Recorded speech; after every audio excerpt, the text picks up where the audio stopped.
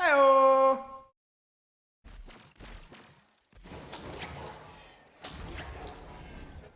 Student of the so Let's go around, huh? Run.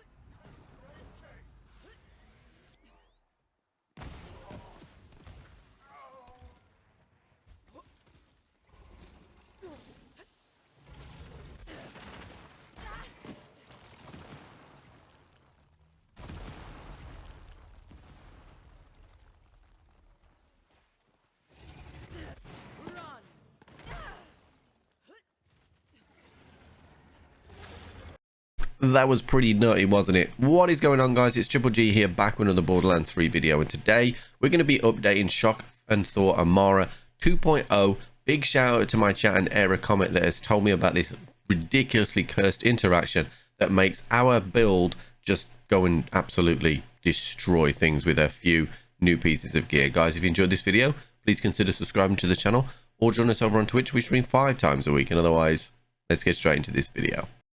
So let's start off with the skill tree. Now, there are only a subtle few changes to this build now based on some new gear and the new interaction that we're going to use to do the most amount of damage. So the most important skill in the purple tree is Clear the Mind. Now, this is going to give us a elemental resistance elimination once we've got a kill skill, and you'll notice when we go through the kill on Seer just why we need this skill. I'm going for Expedite here because we're going to be wanting to use our action skill all the time, so having the maximum amount of cooldown is really nice. I've selected Face Cast here because of its smaller cooldown. You could use whatever action skill you want to use here. You don't have to use Face Cast, but we are using on action skill start, so you're going to want something that you can use relatively easy that doesn't damage the boss too much, because we're going to be using 300 over 90. In terms of the red tree, no real surprises here. You're going to be wanting to match your element to who you're fighting.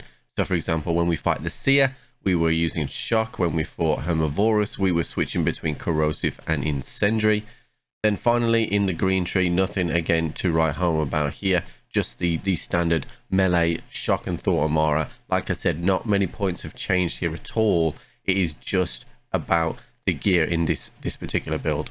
And in terms of the gear is really important for this build. However, it is not as hard as it used to be to get hold of this gear. So the first thing you're going to want to do is 2 Psycho Stabbers.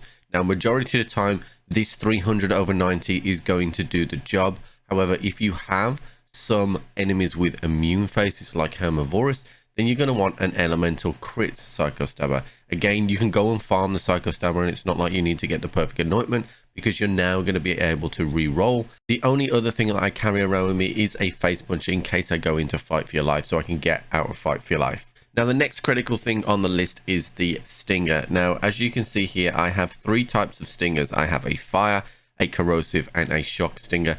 That will cover all the bases that I need. Remember, this is from Anathema, but you can get it from the Diamond Loot Room as well if you don't want to actually go into the Guardian Takedown. Then I am using a Muse here. Now, if you don't have this perfectly rolled Muse like I have, another Muse will do the trick, and you're still going to be able to do tons and tons and tons of damage. The passives are more important than the Muse itself. The final critical bit is the Unleash the Dragon, which comes from Grave Ward. You are going to need incendiary damage and melee damage as well. In terms of a grenade, whatever you want. The anointment and the grenade itself doesn't really matter. I mean, you could throw a grenade to get an extra, on grenade throw damage, but you really don't need it in this scenario. So in terms of the gameplay loop, it is really simple. We need to kill something to activate our purple capstone, which will eliminate the elemental resistances on an enemy.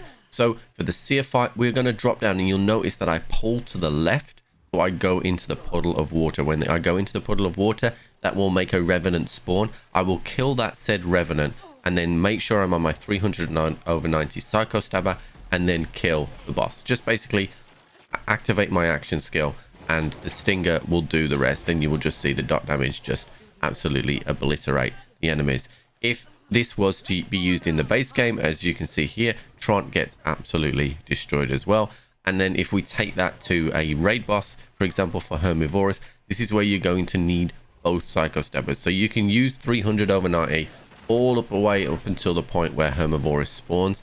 Then you're going to want to switch to the elemental crits, and what you're going to want to do is make sure you're matching the elements. So start off with corrosive. Be careful in the flying areas. You can hit him with the Stinger Shield in the flying areas, but take a face puncher with you and just, you know, get rid of that pesky little flying area. Once they are on the ground in the incendiary, as soon as you match all the incendiary, the boss just goes bye-bye. So there you have it, guys. Save will be in the Discord with all this perfect gear if you're on PC. If you have enjoyed this video, please consider subscribing to the channel, or join us over on Twitch. We stream 5 times a week, and otherwise, I'll catch you on the flip.